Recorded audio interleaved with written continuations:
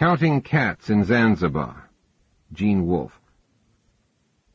Gene Wolfe is perceived by many critics to be one of the best, perhaps the best, SF and fantasy writers working today. His most acclaimed work is the tetralogy The Book of the New Sun, individual volumes of which won the Nebula Award, the World Fantasy Award, and the John W. Campbell Memorial Award. His other books include the classic novels Peace and The Devil in a Forest, both recently re-released, as well as Soldier of the Mist, Free Live Free, Soldier of Arret, There Are Doors, Castle View, Pandora by Holly Hollander, and The Earth of the New Sun. His short fiction has been collected in The Island of Dr. Death and Other Stories, Gene Wolfe's Book of Days, The Wolfe Archipelago, the recent World Fantasy Award-winning collection Stories from the Old Hotel, and Endangered Species. His most recent books are part of a popular new series, including Nightside, The Long Sun, The Lake of the Long Sun, Calde of the Long Sun, and Exodus from the Long Sun. His short stories have appeared previously in our first, second, and fifth annual collections. Here he takes us aboard a ship at sea to visit with a man and a woman enjoying breakfast during a seemingly pleasant and restful sea voyage. But as you'll soon see, and as you would immediately expect if you know Wolfe's work, almost nothing here is what it first seems to be. The first thing she did upon arising was count her money. The sun itself was barely up, the morning cool with the threatening freshness peculiar to the tropics. The freshness, she thought, that says, "Breathe deep of me while you can." $3,087 left. It was all there. She pulled on the hot pink underpants that had been the only ones she could find to fit her in Kota Kinabalu, and hid the money as she had the day before. The same skirt and blouse as yesterday. There would be no chance to do more than rinse, wring out, and hang dry before they made land. And precious little then, she thought. But that was wrong. With this much money she would have been able to board with an upper-class family and have her laundry micro-poured, rest, and enjoy a dozen good meals before she booked passage to Zamboanga. Or Darwin. Clipping her shoes, she went out on deck. He joined her so promptly that she wondered whether he had been listening, his ears attuned to the rattle and squeak of her cabin door. She said, "Good morning," and he, "The dawn comes up like thunder out of China across the bay." That's the only quote I've been able to think of. Now you're safe for the rest of the trip. "But you're not," she told him, and nearly added Dr. Johnson's observation that to be on a ship is to be in prison, with the added danger of drowning. He came to stand beside her, leaning as she did against the rickety railing. "Things talk to you. You said that last night. What kind of things?" She smiled. "Machines. Animals, too. The wind and the rain." "Do they ever give you quotations?" He was big and looked 35 or a little past it, with a wide Irish mouth that smiled easily, and eyes that never smiled at all. "I'd have to think. Not often, but perhaps one has." He was silent for a time during which she watched the dim shadow that was a shark glide under the hull and back out again. No sharks ever talked to me, she thought, except him. In another minute or two he'll want to know the time for breakfast. "I looked at a map once." He squinted at the sun, now half over the horizon. "It doesn't come up out of China when you're in Mandalay." "Kipling never said it did. He said that happened on the road there. The soldier in his poem might have gone there from India, or anywhere. Map-makers colored the British Empire pink 200 years ago, and 200 years ago half Earth was pink." He glanced at her. "You're not British, are you?" "No, Dutch." "You talk like an American." "I've lived in the United States, and in England, too, and I can be more English than the British when I want to. I have heard how many ordinary women one widder's equal to, in pint o' comin' over you. I think it's 5 and 20, but I don't rightly know whether it ain't more." This time he grinned. "The real English don't talk like that. They did in Dickens's day, some of them. I still think you're American. Can you speak Dutch?" "Gewiss nar."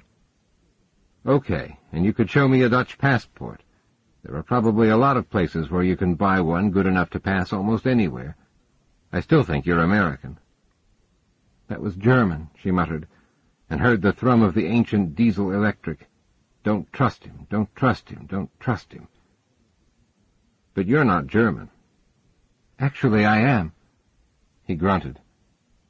"I never thought you gave me your right name last night. What time's breakfast?" She was looking out across the Sulu Sea. Some unknown island waited just below the horizon, its presence betrayed by the white dot of cloud forming above it. "I never thought you were really so anxious to go that you'd pay me 5,000 to arrange this." "There was a strike at the airport. You heard about it. Nobody could land or take off." Aft, a blackened spoon beat a frying pan with no pretense of rhythm. Seated in the smelly little salon next to the galley, she said, "To eat well in England, you should have breakfast 3 times a day." "They won't have kippers here, will they?" He was trying to clean his fork with his handkerchief. A somewhat soiled man who looked perceptionally challenged set bowls of steaming brown rice in front of them and asked a question. By signs, he tried to indicate that he did not understand. She said, "He desires to know whether the big policeman would like some pickled squid. It's a delicacy." He nodded. "Tell him yes. What language is that?" "Melayu Pasar. We call it Bazaar Malay. He probably does not imagine that there is anyone in the entire world who cannot understand Melayu Pasar." She spoke, and the somewhat soiled man grinned, bobbed his head, and backed away. She spooned up rice, discovering that she was hungry. "You're a widow yourself, isn't that right? Only a widow would remember that business about widows coming over people." She swallowed, found the teapot, and poured for both of them. "Aha, a deduction. The battle-axe scenteth the battle afar." "Will you tell me the truth just once? How old are you?" "No, 45. "That's not so old." "Of course it's not. That's why I said it. You're looking for an excuse to seduce me." She reached across the table and clasped his hand. It felt like muscle and bone beneath living skin. "You don't need one. The sea has always been a seducer, a careless, lying fellow." He laughed. "You mean the sea will do my work for me?" "Only if you act quickly. I'm wearing pink underdrawers, so I'm aflame with passion." How many of these polyglot sailors would it take to throw him overboard, and what would they want for it? How much aluminum, how much plastic, how much steel? 4 would probably be enough, she decided, and settled on 6 to be safe. $50 each should be more than sufficient, and even if there was quite a lot of plastic, he would sink like a stone. "You're flirting with trouble," he told her. The somewhat soiled man came back with a jar of something that looked like bad marmalade and plopped a spoonful onto each bowl of rice. He tasted it and gave the somewhat soiled man the thumbs-up sign. "I didn't think you'd care for it," she told him. "You were afraid of kippers." "I've had them, and I don't like them. I like calamari. You know you'd be nice-looking if you wore makeup." "You don't deny you're a policeman. I've been waiting for that, but you're not going to." "Did he really say that?" She nodded.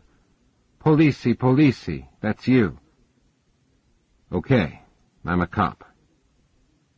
"Last night you wanted me to believe you were desperate to get out of the country before you were arrested." He shook his head. "Cops never break the law, so that has to be wrong. Pink underwear makes you passionate, huh?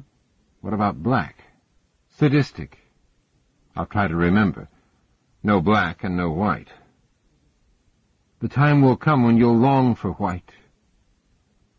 Listening to the thrum of the old engine, the knock of the propeller shaft in its loose bearing, she ate more rice.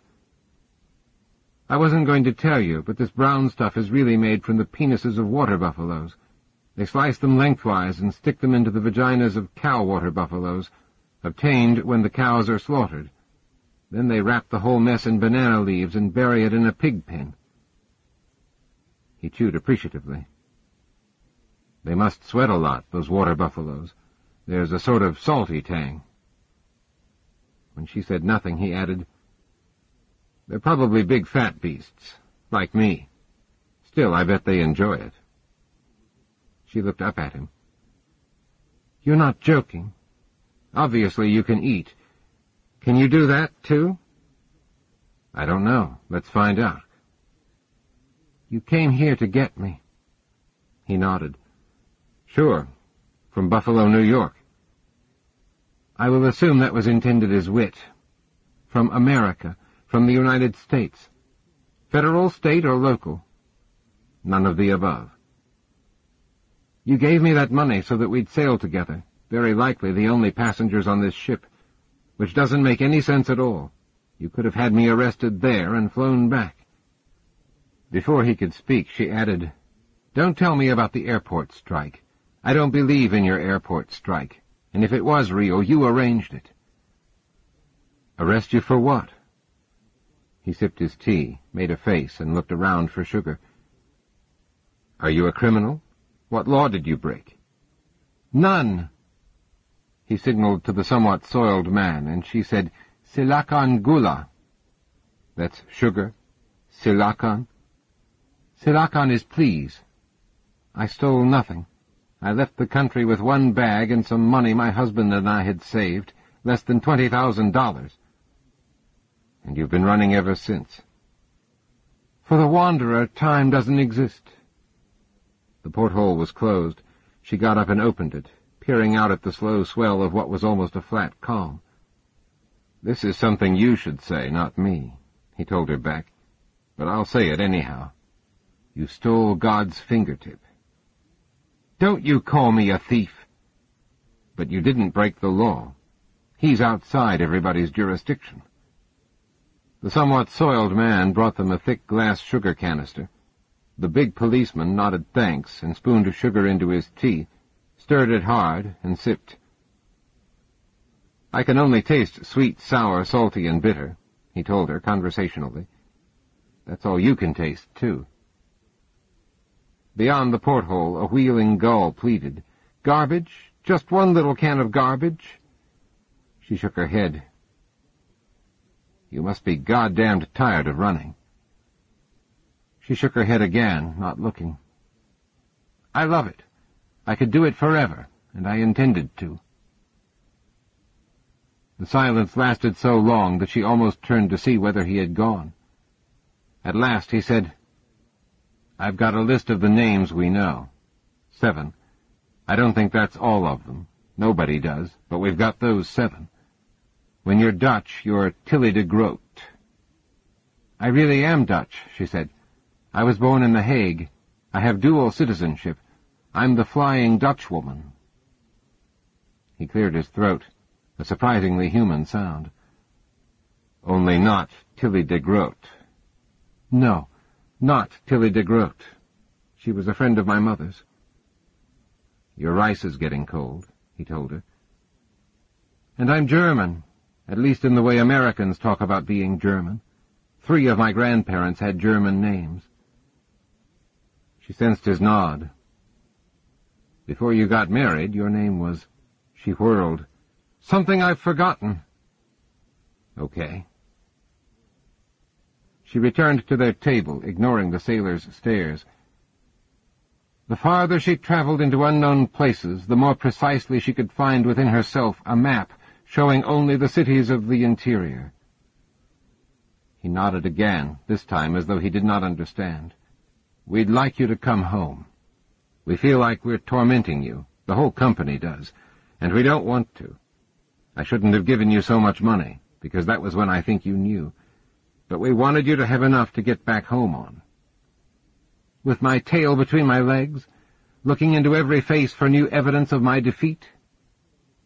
What your husband found. Other people... He went silent and slack-jawed with realization. She drove her spoon into her rice. "Yes, the first hint came from me. I thought I could control my expression better." "Thank you," he said. "Thanks for my life. I was thinking of that picture, you know, the finger of God reaching out to Adam. All this time I've been thinking you stole it. Then, when I saw how you looked, you didn't steal God's finger. It was you." "You really are self-aware? A self-aware machine?" He nodded, almost solemnly.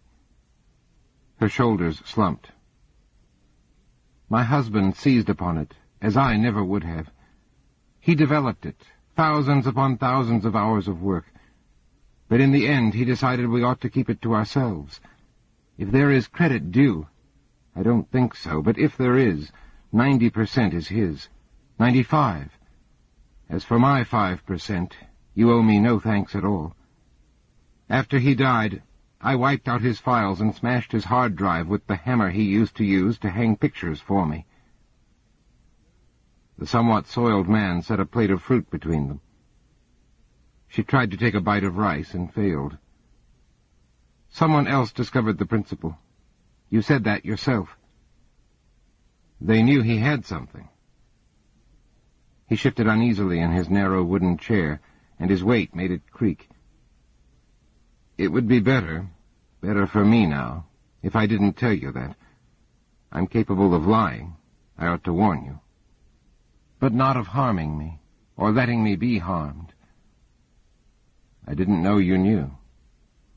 He gave her a wry smile.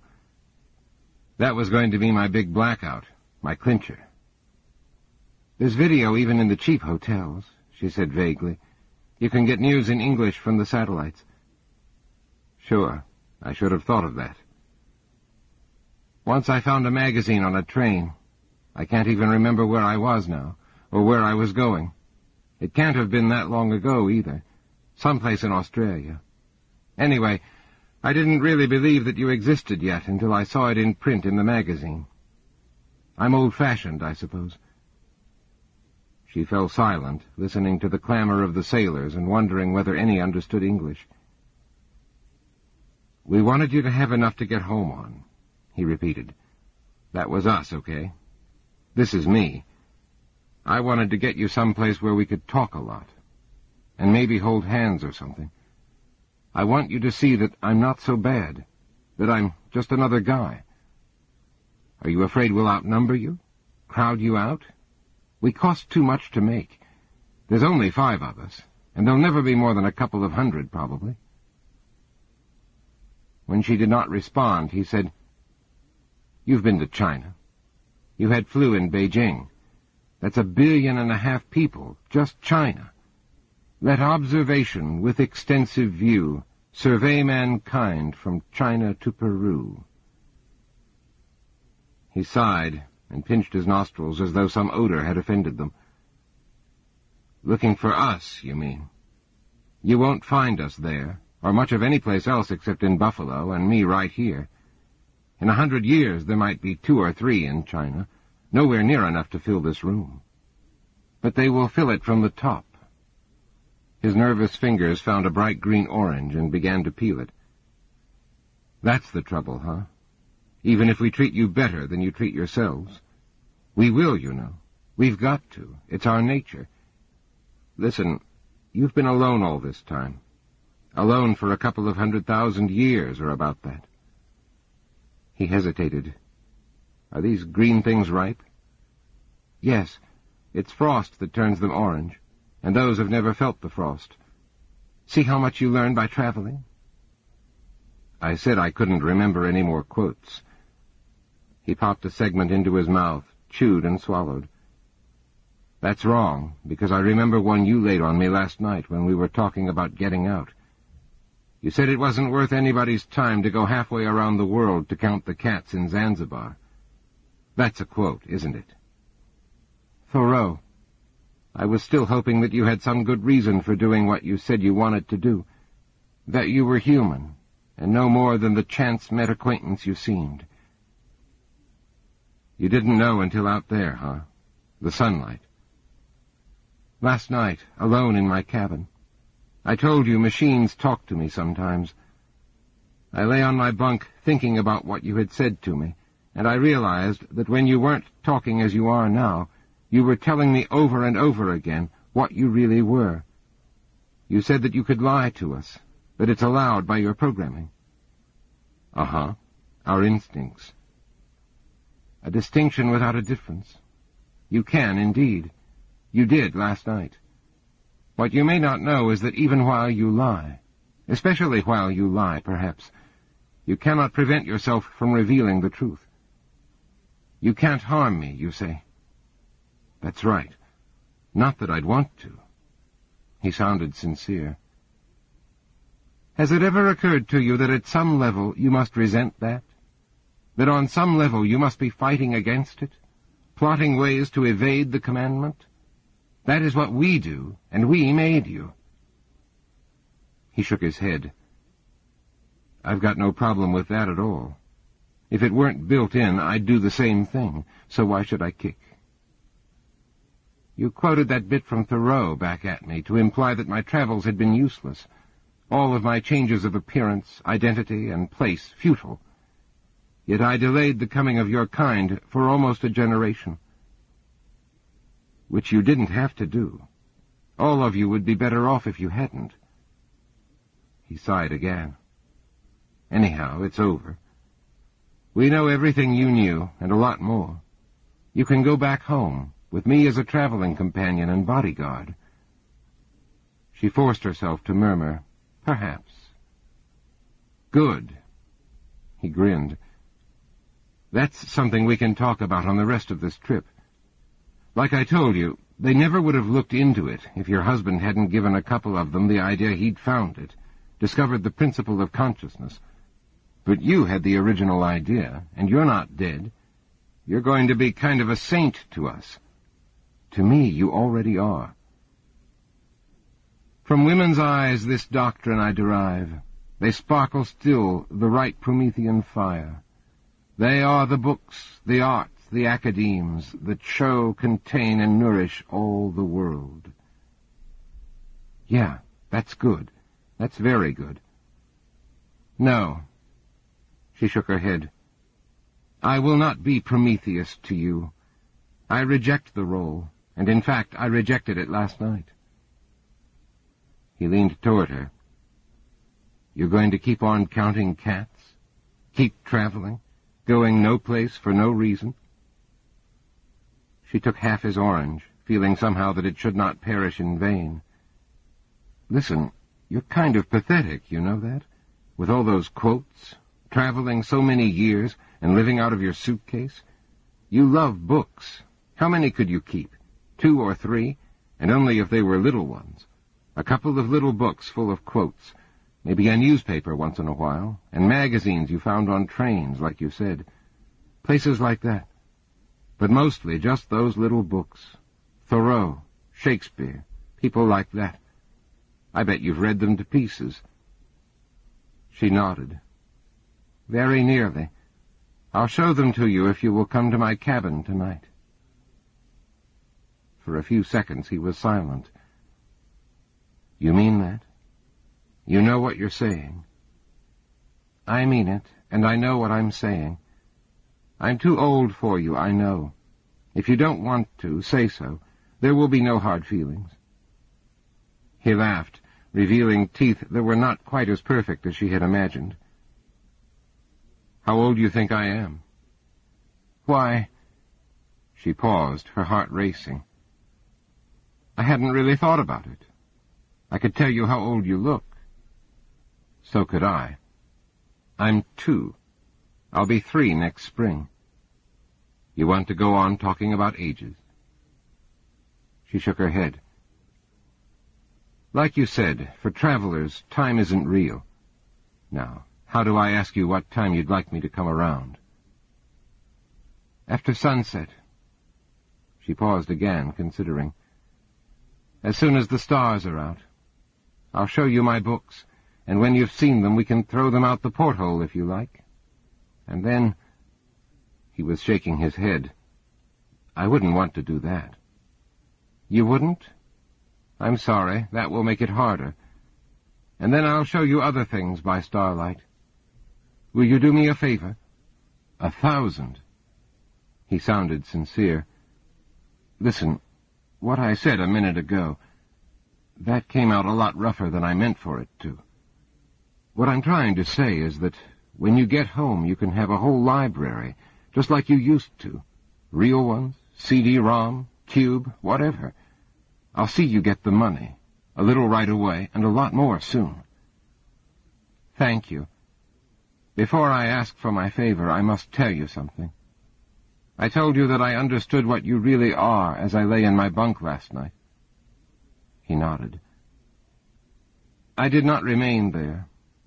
I had read, you see, about the laws that are supposed to govern your behavior, and how much trouble and expense your creators have gone to assure the public that your kind of people, could never harm anyone under any circumstances. He was staring at her thoughtfully. Perhaps I should say now that I took precautions, but the truth is that I made preparations. I got up, dressed again, and found the radio operator. For $100 he promised to send 3 messages for me. It was the same message, 3 times, actually. To the police where we were, to the police where we're going, and to the Indonesian police, because this ship is registered there. I said that I was sailing with a man, and gave them the name you had given me. I said that we were both Americans, though I was using a French passport, and you might have false papers as well. And I said that I expected you to try to kill me on the voyage. I won't, he told her, then raised his voice to make himself heard over the clamorous conversations of the sailors who filled the room. I wouldn't do anything like that. She said nothing, her long, short-nailed fingers fumbling a segment of his orange. Is that all? She nodded. You think I might kill you? Get around my own instincts some fancy way? Carefully, she said, They will get in touch with their respective U.S. embassies, of course. Probably they already have. And the government will contact your company soon. Or at least, I think so. You're afraid I'll be in trouble. You will be, she told him. There will be a great deal of checking before they dare build another. Added safeties will have to be devised and installed. Not just software, I would guess, but actual physical circuitry. Not when I bring you back in one piece. He studied her, the fingers of one hand softly drumming the plastic tabletop. You're thinking about killing yourself, about trying again. You've tried twice already that we know about. 4 times. Twice with sleeping pills. She laughed. I seem to possess an extraordinarily tough constitution, at least where sleeping pills are concerned. Once with a pistol, while I was traveling in India with a man who had one. I put the muzzle in my mouth. It was cold and tasted like oil. I tried and tried, but I couldn't make myself pull the trigger. Eventually I started to gag, and before long I was sick. I've never known how one cleans a pistol, but I cleaned that one very carefully, using 3 handkerchiefs and some of his pipe cleaners. If you're going to try again, I'm going to have to keep an eye on you, he told her. Not just because I care about the program. Sure, I care, but it's not the main thing. You're the main thing. I won't. I bought a straight razor once. I think it was in Kabul. For years I slept with that razor under my pillow, hoping some night I'd find the courage to cut my throat with it. I never did, and eventually I began using it to shave my legs, and left it in a public bath. She shrugged. Apparently I'm not the suicidal type. If I give you my word that I won't kill myself before you see me tonight, will you accept it? No. I want your word that you won't try to kill yourself at all. Will you give me that? She was silent for a moment, her eyes upon her rice as she pretended to consider. Will you accept it if I do? He nodded. Then I swear to you most solemnly, upon my honor and all I hold dear, that I will not take my own life, or attempt to take it. If I change my mind, or come to feel I must, I'll tell you plainly that I'm withdrawing my promise first. Should we shake hands? Not yet. When I wanted you to give me an honest answer before, you wouldn't, but you were honest enough to tell me you wouldn't. Do you want to die? Right now, while we're sitting here? She started to speak, tried to swallow, and took a sip of tea. They catch you by the throat, questions like that. If you want to die, they do, maybe. She shook her head. I don't think you understand us half so well as you believe, or as the people who wrote your software believe. It's when you want to live. Life is a mystery, as deep as ever death can be. Yet oh, how sweet it is to us, this life we live and see. I'm sorry, I'm being pathetic again. That's okay. I don't think there has ever been a moment when I wanted to live more than I do right now. Not even one. Do you accept my oath? He nodded again. Say it, please. A nod can mean anything or nothing. I accept it. You won't try to kill yourself without telling me first. Thank you. I want a promise from you in return. We agreed that you would come to me, come to my cabin, when the stars came out. You still want me to? Yes. Yes, I do. She smiled and felt her smile grow warm. Oh, yes. But you've given me a great deal to think about. You said you wanted to talk to me, and that was why you had me arrange for us to be on this ship. We've talked, and now I need to settle a great many things with myself. I want you to promise that you'll leave me alone until tonight. Alone to think. Will you? If that's what you want. He stood. Don't forget your promise.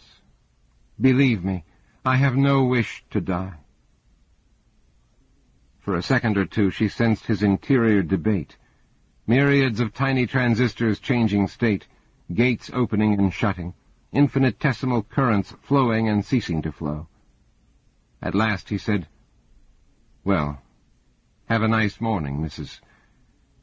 She clapped her hands over her ears until he had gone, ate 2 segments of his orange very slowly, and called the somewhat soiled man from his sinkful of rice bowls in the galley.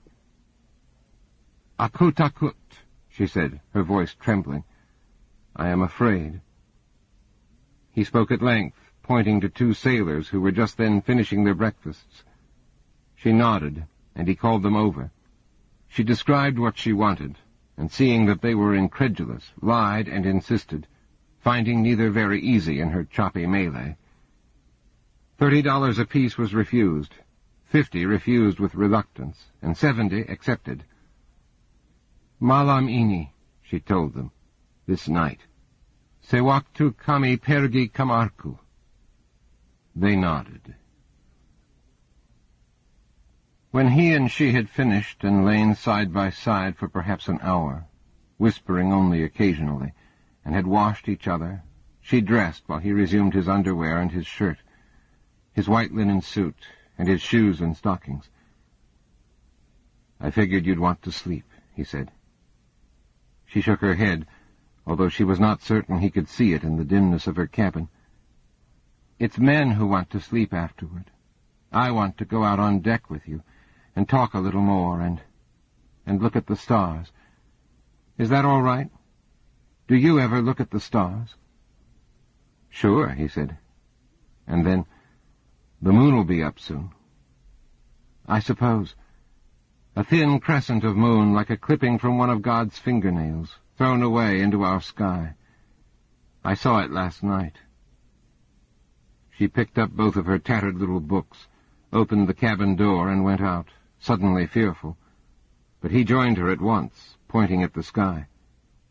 Look, there's the shuttle from Singapore. To Mars. That's where they're going, anyhow, after they get on the big ship. His eyes were still upon the shuttle's tiny scratch of white light. You want to go." He nodded, his features solemn in the faint starlight. "I will, too, someday." "I hope so." She had never been good at verbal structure, the ordering of information. Was it desperately important now that she say what she had to say in logical sequence? Did it matter in the least? "I need to warn you," she said. "I tried to this morning, but I don't think you paid much attention. This time perhaps you will." His strong, somewhat coarse face remained lifted to the sky, and it seemed to her that his eyes were full of wonder. "You are in great danger. You have to save yourself if you can. Isn't that correct? One of your instincts? That's what I've read and heard." "Sure. I want to live as much as you do. More, maybe." She doubted that, but would not be diverted. "I told you about the messages that I bribed the radio operator to send last night. You said it would be all right when you brought me home unharmed." He nodded. "Have you considered what will be done to you if you can't? If I die or disappear before we make port?" He looked at her then. "Are you taking back your promise?" "No. And I want to live as much as I did when we talked this morning." A gentle wind from the east sang of life and love in beautiful words that she could not quite catch, and she longed to stop her ears as she had after breakfast when he was about to pronounce her husband's name. "Then it's okay." "Suppose it happens. Just suppose." He was silent. "I'm superstitious, you see, and when I called myself the Flying Dutchwoman, I was at least half serious. Much more than half, really. Do you know why there's always a Flying Dutchman? A vessel that never reaches port or sinks? I mean the legend." He shook his head. "It's because if you put an end to it, throw holy water into the sea or whatever, you become the new Dutchman. You, yourself." He was silent, watching her. "What I'm trying to say—" "I know what you're trying to say." "It's not so bad being the Flying Dutchman. Often I've enjoyed it." She tried to strike a light note. "One doesn't get many opportunities to do laundry, however. One must seize each when it occurs." Were they in the shadows, somewhere near, waiting for him to leave? She listened intently, but heard only the song of the wind, the sea slowly slapping the hull like the tickings of a clock, tickings that had always reminded her that death waited at the end of everyone's time. He said, "A Hong Kong dollar for your thoughts." "I was thinking of a quotation, but I don't want to offend you." "About laundry? I'm not going to be on the run like you think, but I wouldn't be mad. I don't think I could ever be mad at you after—" He jerked his head at the door of her cabin. "That is well, because I need another favor." She held up her books. "I was going to show you these, remember? But we kissed and forgot. At least I did." He took one and opened it, and she asked whether he could see well enough in the darkness to read. He said, "Sure. This quote you're thinking of, it's in here?" "Yes. Look under Kipling." She visualized the page. "The 5th, I believe." If he could see in the dark well enough to read, he could surely see her sailors, if her sailors were there at all. Did they know how well he saw? Almost certainly not. He laughed softly. "If you think you're too small to be effective, you've never been in bed with a mosquito." "That's not Kipling." "No, but I happened to see it, and I like it." "I like it, too. It's helped me through some bad moments. But if you're saying that mosquitoes bite you, I don't believe it. You're a genuine person, I know that now, but you've exchanged certain human weaknesses for others." For an instant his pain showed. They don't have to bite me. They can buzz and crawl around on me, and that's plenty. He licked his forefinger and turned pages. Here we go. It may be you wait your time, beast, till I write my last bad rhyme, beast. Quit the sunlight, cut the rhyming, drop the glass, follow after with the others, where some dusky heathen smothers us with marigolds in lieu of English grass. Am I the beast? Is that what you're thinking? You, in a way it was like incest. Her instincts warned her to keep her feelings to herself, but if they were not spoken now... I felt almost as though I were doing all those things with my son. I've never borne a child, except for you. He was silent, and she added, It's a filthy practice, I know, incest. He started to speak, but she cut him off. You shouldn't be in the world at all. We shouldn't be ruled by things that we have made, even though they're human, and I know that's going to happen. But it was good, so very, very good, to be loved as I was in there. Will you take my books, please? Not as a gift from your mother, because you men care nothing for gifts your mothers give you, but as a gift from your first lover, something to recall your first love. If you won't, I'm going to throw them in the sea here and now. No, he said. I want them. The other one, too? She nodded and held it out, and he accepted it. Thanks. Thank you. If you think I won't keep these and take really good care of them, you're crazy. I'm not crazy, she told him. But I don't want you to take good care of them. I want you to read them and remember what you read. Promise? Yeah, he said. Yeah, I will. Quite suddenly she was in his arms again, and he was kissing her. She held her breath until she realized that he did not need to breathe, and might hold his breath forever. She fought for air then, half crushed against his broad metal chest, and he let her go. Goodbye, she whispered. Goodbye. I've got a lot more to tell you. In the morning, huh? Nodding was the hardest thing that she had ever done. On the other side of the railing, little waves repeated, no, no, no, no, as though they would go on thus forever. In the morning, he said again, and she watched his pale, retreating back until hands seized and lifted her. She screamed and saw him whirl and take the first long-running step, but not even he was as quick as that. By the time his right foot struck the deck, she was over the rail and falling. The sea slapped and choked her. She spat and gasped, but drew only water into her mouth and nostrils, and the water, the bitter sea-water, closed above her. At her elbow, the shark said, "How nice of you to drop in for dinner."